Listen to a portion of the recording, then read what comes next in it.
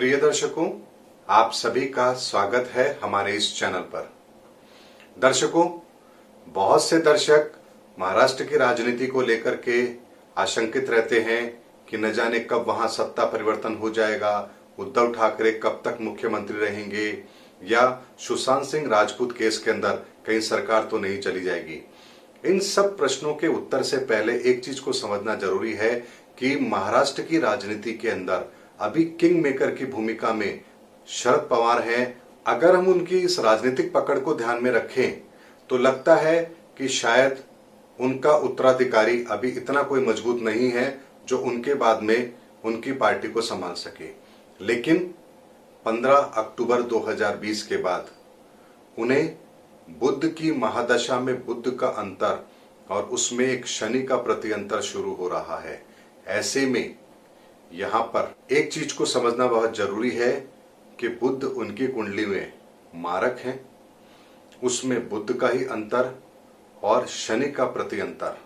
शनि कुंडली के अंदर छठे भाव में बैठे हैं, बुध 8वें घर के मालिक हैं। शनि की तीसरी दृष्टि भी अष्टम भाव पर पड़ती है।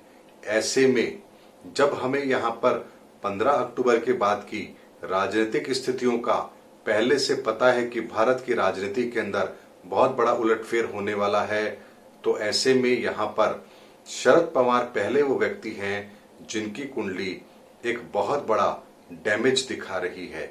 यहां पर ये डैमेज राजनीतिक तौर पर उन्हें हो, उससे ज्यादा स्वास्थ्य के मोर्चे पर उन्हें बहुत बड़ा डैमेज यहां पर होता हुआ दिख रहा है।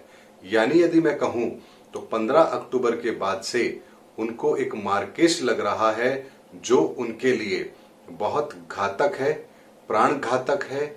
ऐसे में उन्हें अपने स्वास्थ्य का भी ध्यान रखना चाहिए। और चूंकि शनि छठे भाव में बैठा है और छठा भाव रोग, ऋण, शत्रु, दुर्घटना, लिटिगेशन, हाउस ऑफ कॉम्पिटिशन का होता है, ऐसे में किसी दुर्घटना का, किसी बड़े रोग का या किसी ऐसे उलटफेर की तरफ ये इशारा कर रहा है कि यहां पर उन्हें अब अपनी राजनीतिक विरासत किसी और को सौंप देनी चाहिए। और ये सब बहुत जल्दी आप होता हुआ देखेंगे। 15 अक्टूबर 2020 के बाद यहां पर शरद पवार जी की कुंडली उन्हें राजनीतिक संन्यास लेने की ओर इशारा कर रही है। यदि वो ऐसा करते हैं तो भी उनके लिए ठीक है, लेकिन उससे भी ज्यादा बड़ी आशंका जो यहां पर बन रही है वो उनके स्वास्थ्य को लेकर के बन रही है। यानी कि उनके जीवन को, स्वास्थ्य को लेकर के कोई अचानक ऐसी परिस्थितियां क्रिएट हो जो उनके लिए प्राण घातक हो। ये परिस्थिति 15 अक्टूबर 2020 के बाद बन रही है और ये काफी लंबी है, इसीलिए ये ज्यादा चिंतित भी कर रही है। या हम यूं कह सकते हैं कि शरद पवार का महाराष्ट्र के अंदर राजनीति का अध्याय अब समाप्त होने वाला है। ये बात उनके ग्रहों की स्थिति बता रही है। और ये कैसे होता है, किस तरीके से होता है, बहुत लंबा समय नहीं है। आने वाले समय में आप इस घटना को घटित होते हुए भी देखेंगे। ये परिस्थितियां मार्च 2021 तक रहने वाली हैं, यानी कि 5-6 माह का समय है और उनकी आयु भी काफी है। ऐसे में ये देखना बहुत विचित्र होगा कि यहां पर किस तरह की घटना घटित होती है। लेकिन अगर मैं राजनीतिक पूर्वानुमान लगा करके आपसे बात करूं तो यहां पर उनकी राजनीतिक पकड़ में कमी भी आएगी। उसका सबसे बड़ा कारण स्वास्थ्य को लेकर के बनता है। और यहां पर अजीत पवार की कुंडली और सुप्रिया सूले की कुंडली भी मैंने एनालिसिस की है साथ में। वो दोनों कुंडलियों को अध्ययन करने के बाद में ये बात भी साबित होती है कि यहां पर राजनीतिक पार्टी के अंदर उनकी अपनी और उनके स्वास्थ्य को लेकर कोई बहुत बड़ा उलटफेर यहां पर जरूर होने वाला है। किसको क्या मिलेगा, कैसे मिलेगा, कौन उत्तराधिकारी बनेगा, ये मैं अलग वीडियो में अजीत पवार और सुप्रिया सूले की कुंडली में लेकर आऊंगा। यहां पर आज हम बात कर रहे हैं केवल और केवल शरद पवार जी के लिए। तो यहां पर 15 अक्टूबर 2020 से मार्च 2021 तक का समय उनके लिए बहुत ही खराब है।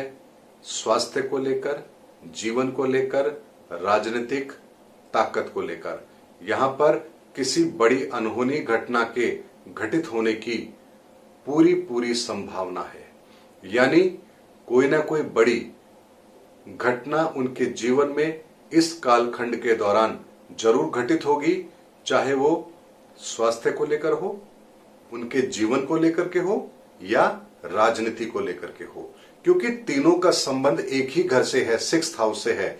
ऐसे में हमें यह देखना पड़ेगा कि यहां पर कौन सा भाव एक्टिवेट होता है। लेकिन शारीरिक पीड़ा के साथ जीवन को खतरा, ये सबसे ज्यादा महत्वपूर्ण यहां पर मुझे नजर आ रहा है, क्योंकि बुध अष्टम भाव का मालिक है, शनि की दृष्टि भी वहां पर है। ऐसे में उनके जीवन को लेकर के खतरा ज्यादा है, ये बात उनकी कुंडली बता रही है। लेकिन कुंडली के अंदर रिजल्ट हमें किस तरह के मिलेंगे, ये देखना बहुत अलग विषय रहेगा, क्योंकि यहां पर अक्टूबर के आसपास ही भारत की राजनीति के अंदर भी एक बहुत बड़ा उलटफेर होने जा रहा है। ये मैं आपको पहले भी कई वीडियो में बता चुका हूं। ऐसे में ईश्वर करे वो राजनीतिक उलटफेर हो तो ज्यादा ठीक है। ईश्वर उन्हें दीर्घायु प्रदान करे और उनको ताकत दे जीवन के अंदर मजबूती के साथ आगे बढ़ने की, यही मैं ईश्वर से कामना करता हूं।